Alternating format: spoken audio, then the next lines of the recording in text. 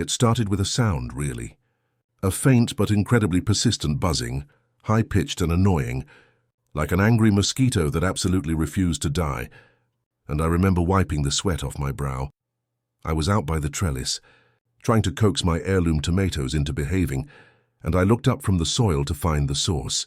And there it was, sleek, black, humming right over my field, its little camera lens tilting downward, slow and deliberate, like the world's nosiest neighbor peeking over the fence. Only this fence was the stratosphere.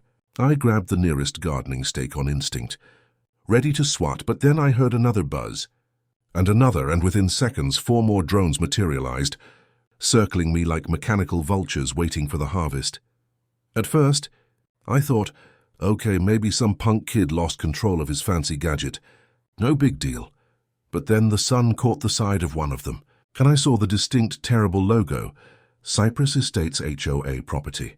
My stomach dropped like a stone.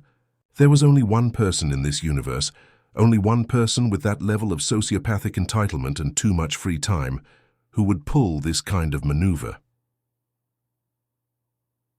Brenda. Atherton wasn't just the HOA president of Cypress Estates. No, she was a tyrant in designer sweatpants, a neighborhood surveillance system with an unwavering belief that the entire world, and especially my farm, needed to follow her meticulously drawn lines.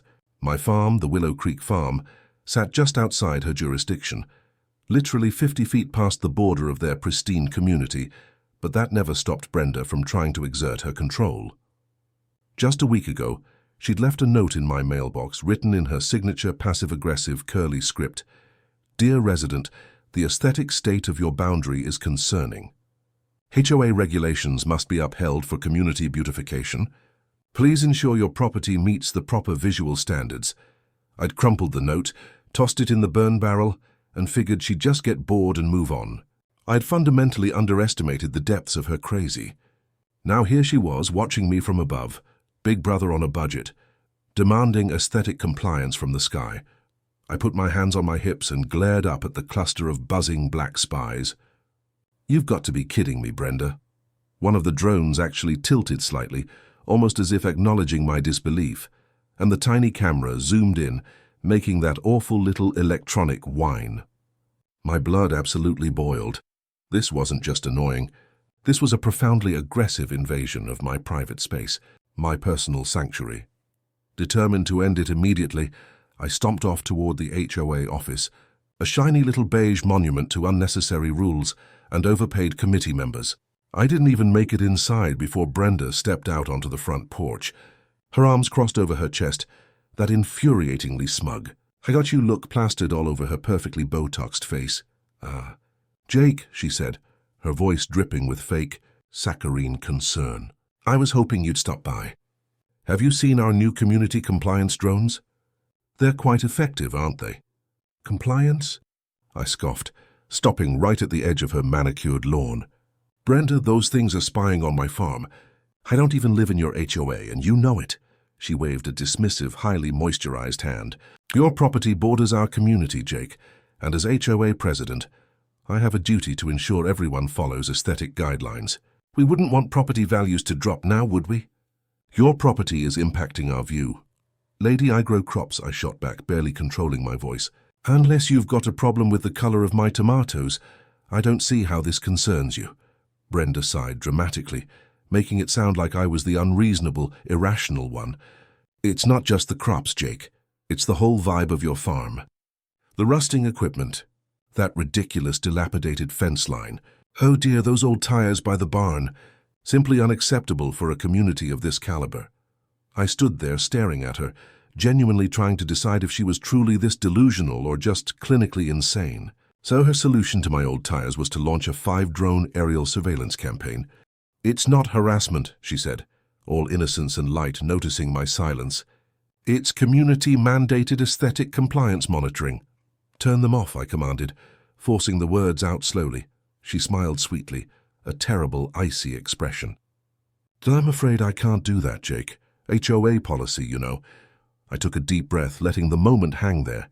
Let me explain something to you, Brenda, I said, leaning in just slightly. You don't own my land. You don't control what I do on it. And if those drones keep coming, if they cross that line again, they're going to start dropping out of the sky real fast. And that's not a threat, it's a guarantee."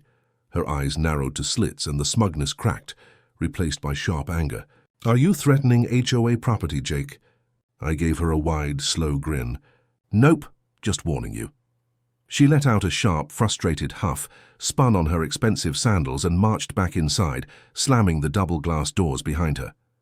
I stood there, fists clenched, knowing this was far from over. This wasn't about aesthetics. This was about power, and I was about to show her what real power looked like. By the time I got home, the drones were still there, if anything. They seemed closer, bolder, hovering just a few feet above my best row of lettuce. I grabbed my keys and went straight to my neighbor, Earl. Earl wasn't just a neighbor. He was a retired Air Force signals engineer who had spent 30 years playing with things that probably shouldn't be publicly discussed, let alone legal. When I told him about the HOA stickers and Brenda, he let out a deep, gravelly chuckle. "She's using consumer-grade surveillance toys, Jake," he said, tinkering with a circuit board in his garage workshop, a place that smelled delightfully of solder and ambition. "Nothing fancy. You could take 'em down with a rock if you're lucky." "Tried that," I admitted. "Didn't work." She taught them to dodge. Earl scratched his chin, then gave me a wide, mischievous grin.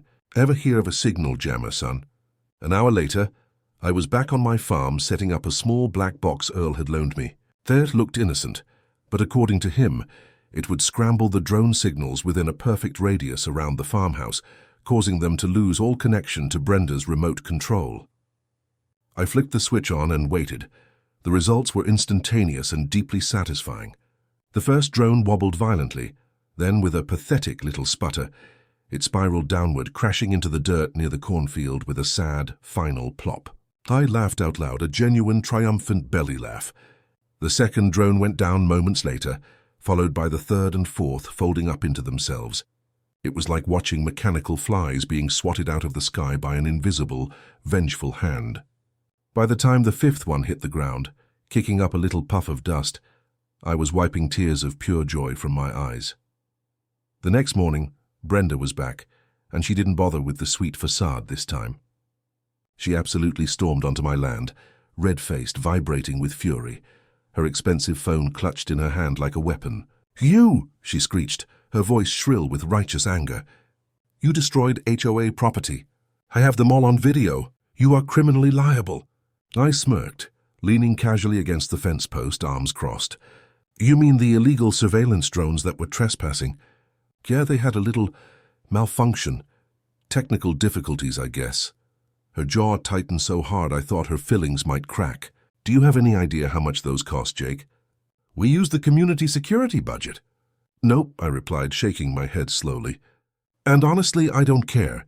Last I checked, flying surveillance equipment over private property without consent is a serious federal violation, Brenda. But hey, maybe your HOA lawyers will love explaining to the FAA why you were illegally filming my barn." Brenda opened her mouth, ready to launch into a fresh tirade, but then she closed it again. For the first time, she looked genuinely unsure.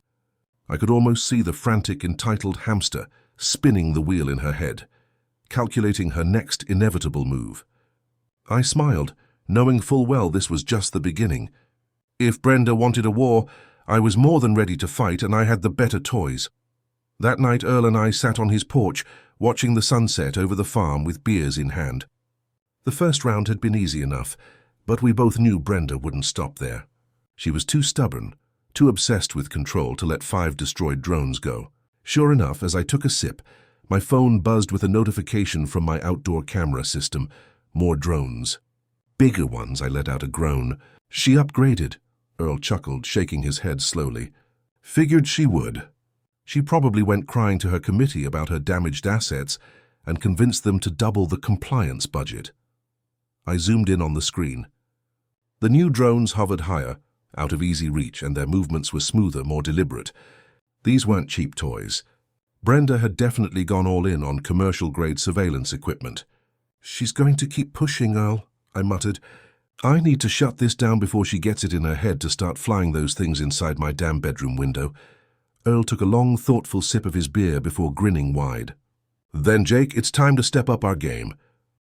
The next morning, we set up a new system. Earl had an old colleague who owed him a massive favor, a guy who knew how to redirect signals, not just jam them. We set up a makeshift signal hijacker, something designed to take full remote control of the drones instead of just knocking them out of the sky. By the time Brenda's new expensive toy showed up that evening, we were ready. I flipped the switch. The drone wobbled, twitched.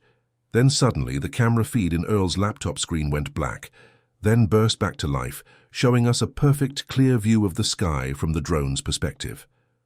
It was under our control. We steered it toward Brenda's perfectly manicured property. Hell yeah. Look at that sucker go, Earl whooped, slapping my knee. I watched through the binoculars as the drone, now an agent of justice, began circling Brenda's pristine, expensive backyard. Kit dipped low, knocking over one of her decorative terracotta lawn gnomes with a clatter, then turned toward her expansive stone patio, knocking a fancy crystal cup off her outdoor table. Brenda came running outside, her face a mask of horror and confusion, waving her arms, trying to shoo it away like an angry, helpless goose. But we weren't done yet. With a quick adjustment of the joystick, Earl sent the drone straight toward the sparkling blue water. Splash! It landed dead center in her swimming pool. Brenda stood absolutely frozen, her mouth opening and closing like a fish out of water. Then she let out an ear-piercing scream of pure, devastated rage. Earl and I were laughing so hard we had to brace ourselves against the porch railing. But even as I laughed, I knew the game wasn't over. The fact that she was willing to spend this much money on this much specialized equipment meant she was emotionally, possibly psychotically invested. Sure enough, that night, I spotted something new, another drone. Bigger than any of the others, and it wasn't alone. Two more flanked it, moving in perfect professional synchronization. These weren't cheap upgrades. These were serious pieces of surveillance tech. Oh, come on, I groaned. She's bringing a small air force to a fence dispute. Earl was already at my place, taking a long sip of his beer as he stared at the screen. Damn, Jake, she went all in this time. That looks military grade. I got something for that. Earl grinned, getting up and heading for his workshop. He returned moments later, holding a device that looked suspiciously like a prop from a sci-fi movie, a large futuristic rifle with no barrel. This, he said proudly, placing it in my hands, is a high-powered electromagnetic pulse emitter. One squeeze of the trigger, and anything electronic within range shuts down permanently. I grinned wide, the kind of grin you only have when you know you're about to win a very expensive, very ridiculous war. I like it. I walked back outside, took careful aim at the lead drone, and fired. There was no noise, no flash, just a terrible focused wave of invisible energy. The lead drone sputtered, twitched violently, and then dropped like a heavy rock. The two others instantly followed, spiraling down in a chaotic mess of sparks and broken parts. One landed with a sickening splash in the creek. The other crashed right through the top rail of Kerren's pristine white picket fence. I didn't have to wait long to find out what happened next. The next morning, Brenda was back, but this time she wasn't alone. She had brought an entire crew from the HOA, including a couple of slick-haired men in suits who looked way too official for a drone fight. She marched up to me, pointing an accusing finger at the destroyed wreckage on her fence line. "Oh, you have crossed the line this time, Jake." "Oh, and how's that?" I folded my arms. These were top-of-the-line surveillance drones, and you illegally interfered with them. I have legal representation now. We are filing a lawsuit. One of the suited men stepped forward, adjusting his tie. "Mr. Hanson, my name is Richard Calloway. I represent the HOA's legal interest. We have reason to believe you have been engaging in unlawful activity, including destruction of property and interference with community security measures." I stared at him. "Security measures?" "Those things were spying on me." Calloway remained expressionless. "The HOA reserves the right to monitor properties to ensure compliance." "You mean properties within the HOA's jurisdiction?" I smirked. "Which, in case you forgot, I'm not in." Brenda's face twisted in frustration. "It doesn't matter, Jake. I will not let you make a mockery of this community. You are a disgrace." I took a step forward, lowering my voice just enough to make sure every board member and every lawyer heard me clearly. "Brenda, you want to know what's really illegal?" She folded her arms defiantly. "What?" I pointed at the remains of her drone, and then back at the creek where the first ones lay. "Unauthorized surveillance, privacy violations, stalking, trespassing with intent to film, and massive misuse of community funds, all of which you've been doing for weeks. I paused, letting the silence settle. And you know what's hilarious, Calloway? I've got all the footage. All the drones you hijacked recorded everything, including the GPS logs that show exactly where they crashed and how long they were flying over my land without my permission. The evidence is literally floating in your pool and embedded in your fence. Earl, who had been quietly filming the entire confrontation, held up his phone and gave a little wave. I got it all right here, folks. Brenda's face drained of color. I cut her off. So here's what's going to happen. You, Brenda, are going to take your fancy lawyer and your little HOA cult, and you are going to walk away right now. Because if you don't, I'll be the one filing a massive countersuit against the HOA and you personally. And trust me, Calloway, I will win. Silence. Brenda's hands trembled as she clenched her fists. The HOA board members whispered among themselves, looking sick. Calloway cleared his throat, adjusting his tie one last time. I believe it would be in everyone's best interest to avoid further legal disputes, Mrs. Atherton. Brenda turned on him, eyes blazing with betrayal. You work for me. You're supposed to be on my side. Calloway held firm. I represent the HOA, and frankly, Mrs. Atherton, this is not a case we can afford to lose. Brenda looked like she was about to explode into a million pieces of sheer, entitled rage then, without another word. She spun on her heel and stormed off, her entourage awkwardly trailing behind. Earl let out a low whistle. Well, that was fun. I chuckled, watching the dust settle.